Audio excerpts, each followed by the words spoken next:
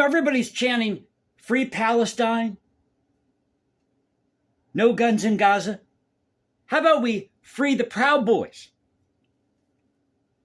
So I got 3 headlines for you today. Good morning, everybody. Welcome back to the channel, Culture Confederacy here. And I did a video yesterday talking about these. I didn't see a lot of coverage about it. Talking about these 30 protesters who were arrested outside of the White House. They were blocking the entrances, all the entrances to the White House, even breaking through some of the barriers. That's not considered an insurrection. I asked that yesterday. So the DOJ, in its infinite wisdom, wants to appeal the sentences of these Proud Boy members. Can we say double jeopardy via the back door? Now, there's a story about this at The Hill, AP, and Axios. I'll just read you a little excerpt from each. And I really didn't see a whole lot of coverage yesterday about these 30 protesters outside the White House, except at Fox News, and they had that buried in the story about what's going on in Israel. And then at Newsweek.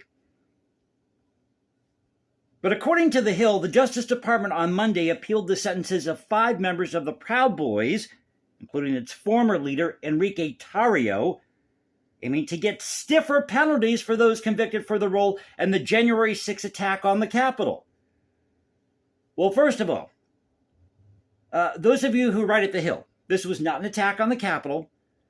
This was a group of goons that got out of hand, and you didn't have enough security to handle the crowd. That's what happened. It wasn't an insurrection. It wasn't a revolt. It wasn't a rebellion. It wasn't worse than the Civil War. You had a whole bunch of goons that got out of hand, not enough security to handle it. There, that's all you need to know.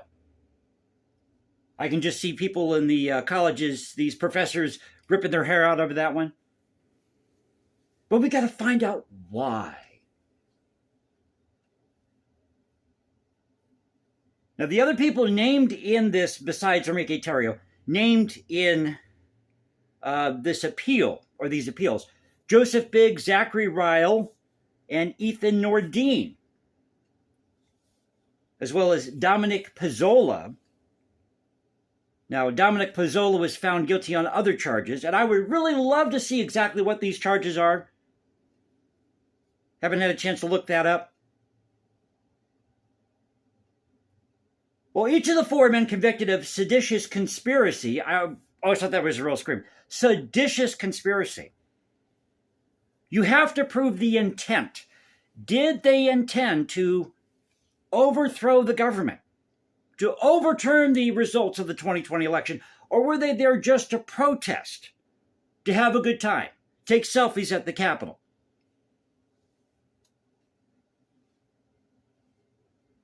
So each of the 4 men convicted of seditious conspiracy received sentences of at least 15 years in prison, and this is the catcher here. Tarrio's sentence was 22 years. Many of the figures fell far below what was originally sought by prosecutors. The notice of appeal, does not include any legal arguments and instead alerts the court to prosecutors' plans. But the move falls in line with the way the Justice Department handled other seditious conspiracy cases, including sentences handed down for members of the Oath Keepers, with prosecutors likewise appealing sentences for members of the far-right militia group. The Oath Keepers, the Proud Boys, are not far-right militia groups. They might be far-right wing, but they're not militia groups.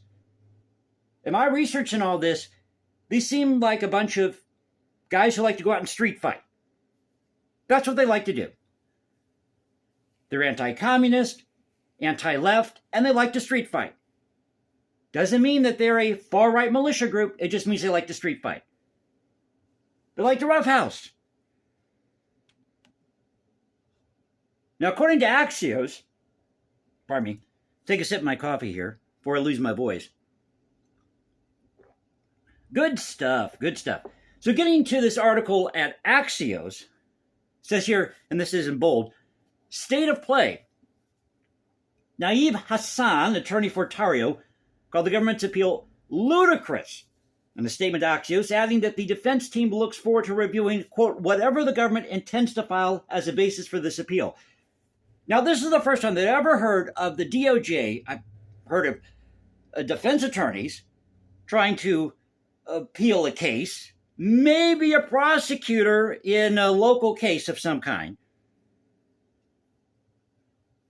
But the DOJ appealing the case after they already convicted these people? Double jeopardy via the back door. That's exactly what this is. And I guarantee you there's going to be something somewhere, mark my words on this, something somewhere in these files, somewhere in these cases, that's going to show that the DOJ didn't use the best judgment, or they had some ulterior motive. Guaranteed that's what's going to come out. Quote, we are tediously working on the grounds for Tarrio's appeal and believe we will prevail on multiple grounds. Attorney Norm Pattis, who represents Biggs and Ryle, told AP that the government's appeals were, quote-unquote, ridiculous. Nordine's attorney, Nicholas Smith, told AP that Nordine was, quote, encouraged by the government's agreement that errors led to the judgment and sentence in his case. Now, if you go over to the AP, this is what they see here at the AP. Attorney Naeem Hassan said in an email that the defense team will review prosecutors' reasoning for appealing the sentencing, but is prepared to have its own appeal and believes it will prevail on multiple grounds, as mentioned in this article at Axios. Prosecutors who made their court filings on Monday also recommended sentences of 33 years for former Proud Boys organizer Joseph Biggs of Ormond Beach, Florida, 30 years for Proud Boys chapter leader Zachary Ryle of Philadelphia, and 27 years in prison for chapter leader Ethan Nordine of Auburn, Washington. Kelly sentenced Nordine to 18 years, Biggs to 17 years, and Ryle to 15 years, referring to the judge in this case.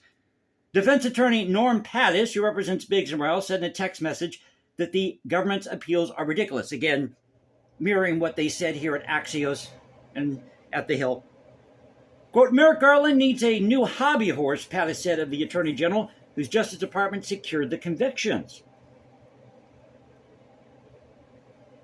Now, prosecutors are also appealing the 10-year sentence for Dominic Pizzola, a Proud Boys member from Rochester, New York.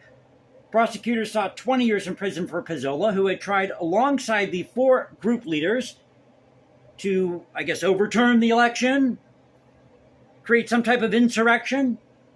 Jurors acquitted Pizzola of seditious conspiracy, but convicted him on all other serious charges. Now, I really don't understand this here. So he's not guilty of seditious conspiracy, but he was guilty of all these other charges. Wouldn't they all, be connected somehow, all these charges? I mean, because if you really want to overthrow the government, wouldn't you take whatever means necessary to do it? YouTube, listen up. I'm not telling people to do that. I'm just saying, logically speaking, that's what you would do. It's like you can't have one without the other. Now, the Justice Department is already appealing the 18-year prison sentence for Oath Keepers founder Stuart Rhodes, who was convicted of seditious conspiracy in they just love that term, seditious conspiracy. And what exactly does that mean? Notice how they really haven't defined this. Now, I'm sure there's a definition of this somewhere. But do all of these sentences or these convictions, do they really add up to seditious conspiracy? Rhodes, convicted of seditious, as I said here, this 18-year sentence for Stuart Rhodes, convicted of seditious conspiracy, in a separate January 6th case, as well as the sentence of other members of his anti-government militia group. Are they really anti-government? Are they really a militia group? What about these people yesterday who were trying to block all the entrances to the White House and then trying to get past the barriers? Are they part of some type of left-wing militia group? Maybe somebody should investigate that. What do you think? Also on Monday, a Proud Boys member who joined others from the far-right group in attacking the Capitol. Again, not an attack on the Capitol. It was a group of goons that got out of hand. Not enough security to handle the crowd. That's what happened. pleaded guilty to obstructing the January 6th joint session of Congress for certifying the victory by Biden, a Democrat over Trump, a Republican. Well, it's there's a way to solve this problem. Get an independent in there. Somebody's going to say you're all full of crap. And I've said that before. Democrats, Republicans, I'm not talking about those of you who identify as a Republican or Democrat. I'm talking about the leadership of the Democrat, Republican Party. This whole idea of a party. You're full of crap. William Crestman, 49 of Olaf, Kansas, I hope I'm pronouncing that correctly, also pleaded guilty to threatening to assault a federal officer during the riot at the Capitol. Okay, that can be seen as a separate charge. Threatening to assault an officer. That's a crime. But this whole thing smells. It smells from top to bottom. As the old saying goes, there's something that smells rotten in Denmark. So I thought I'd come here and share this with you. The DOJ, in an unprecedented move, is going to try to appeal the sentences of people of the Proud Boys, Oath Keepers, all over January 6th. And yet we really don't know the fate of these 30 people who were arrested yesterday for blocking all the entrances or trying to get past the barriers of the White House. And you saw very little coverage of it. Very little coverage of it. So I thought I'd come here and talk about this. Hope you enjoyed the video. If you did, you know what to do. You can also follow me at Instagram, #JasonComposes, because I write music in my spare time. Another one-take video. Thank you for letting me work my way through this as I wake up with my coffee this morning. But if you enjoyed the video, you can, like, subscribe, all that fun jazz. Or you can find me at Instagram, #JasonComposes. Go to X, formerly Twitter, Culture Confederacy at CultureConfed1 on X. This is the Culture Confederacy saying peace out. Stay safe, everybody.